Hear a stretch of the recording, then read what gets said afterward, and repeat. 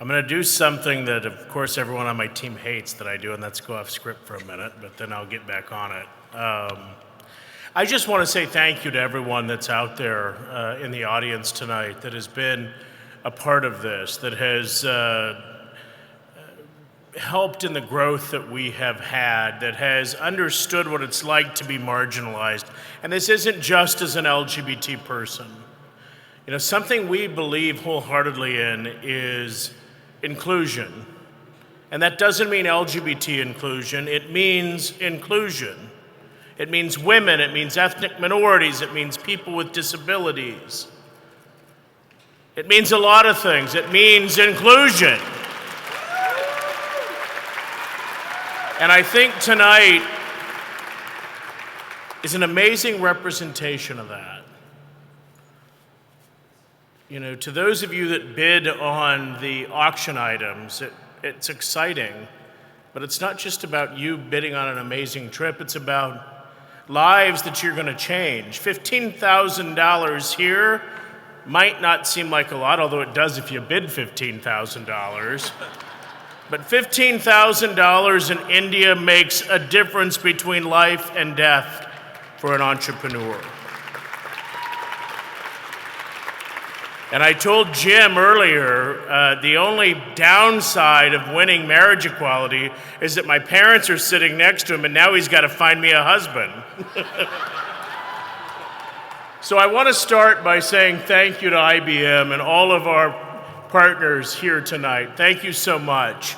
And I also want to recognize my wonderful parents who are here tonight. My mom for her 10th national dinner and my dad for his 8th. Stand up, please.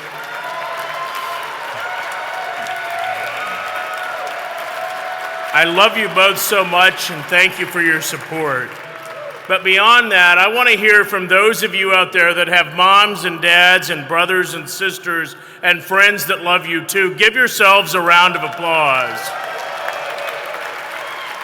You know, tonight as I look out across this audience filled with hope, brought together in celebration, I can't help but pause and think about Keisha Blige, 33 years old, shot to death in Aurora, Illinois on March 7th of this year.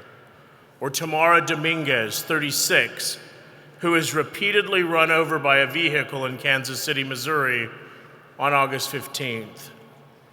Or Candace Capri, 35, shot to death in Phoenix, Arizona on August 11th.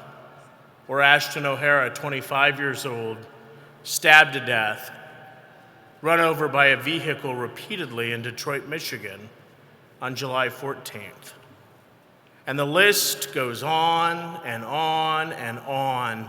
Over 80 trans women and men long. Over 80 lives gone this year alone. And I have to wonder, when are we going to collectively say, enough? Tonight, yes, it is about business. It is about celebration. It is about savoring victories. But it also must be about committing to protecting one another, empowering one another, supporting one another, and helping one another open doors to economic opportunities so that we can all live a life filled with respect, free of discrimination, and not diminished or even extinguished by it. You see, we know we can't have full equality until we have economic equality. Until policymakers from Washington, D.C., to my home state of Wyoming, from New Mexico to New Jersey, or Fayetteville to Fargo, and everywhere in between, until they know that we are not those people, we're your people.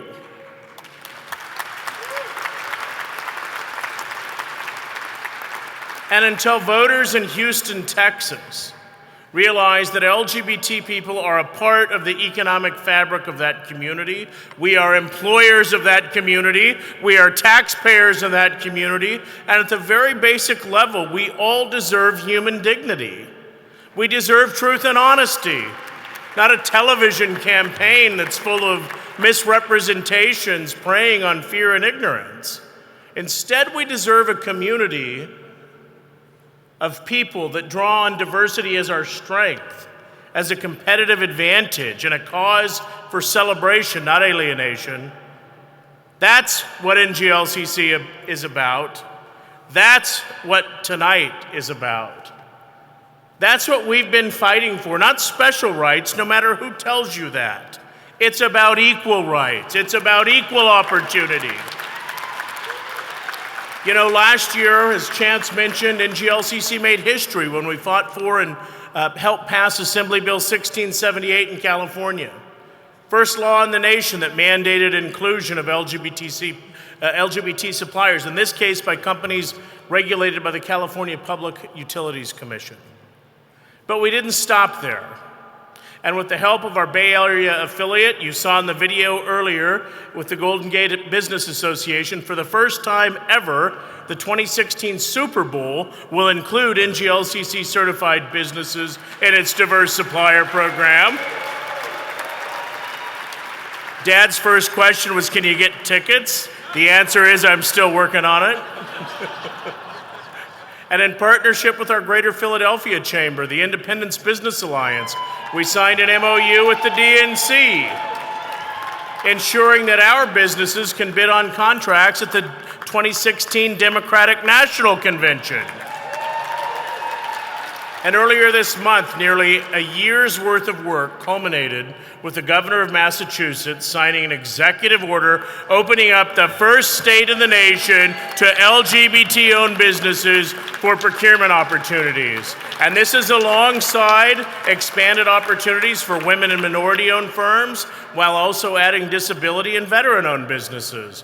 That is progress, and we're honored to have with us tonight Deputy Chief Rojas. Thank you, sir, for your work on this issue. Thank you for your inspiration in helping other states that will undoubtedly follow. We sincerely appreciate it. Stand up and take your bow. You have made history.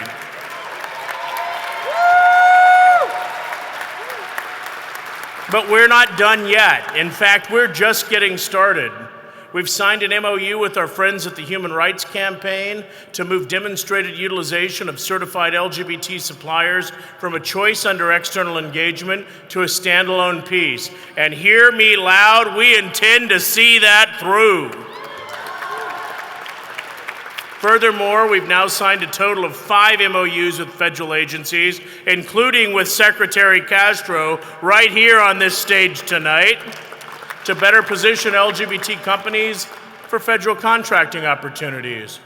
And tonight I'm also proud to tell you we're putting on a full-court press to ban discrimination in contracting and ensure LGBT-owned businesses have equal opportunity to bid on federal contracts before the end of this administration. As many of you have heard me say time and time before, as red-blooded, tax-paying Americans, we should have every opportunity to bid on taxpayer-funded contracts without the fear of being denied or losing a contract because of our sexual orientation or our gender identity. LGBT businesses are a strong and vibrant part of the small business economic engine that makes our economy run. And it's time we are recognized for it. So tonight I stand here proud and inspired by our honorees, our history-making MOU in Massachusetts, by an amazing board of directors that inspires and challenges us every day, and a team that each and every year gets better and better and better. We've had major advancements forward, but we're also aware there is still much to do on our broader public policy fights for inclusion. And I hope we all leave here tonight feeling more inspired for future successes, more driven and more prepared for the battles ahead. And to those of you here tonight, whether in your professional duties, your personal lives, or both, that have dedicated your time and energies to a fair and equitable starting line for diverse communities, not just LGBT people, but women, ethnic minorities, people with disabilities, veterans, all of our diverse communities, I say thank you. There is much still to do, but this is our time, and we can do it together, and we can leave an indelible print on history, an advancement for equality, and a legacy of inclusion, a future brighter than today, and a tomorrow we can all be proud of. So let me say with two simple but meaningful words, thank you, thank you, thank you. Have a wonderful night.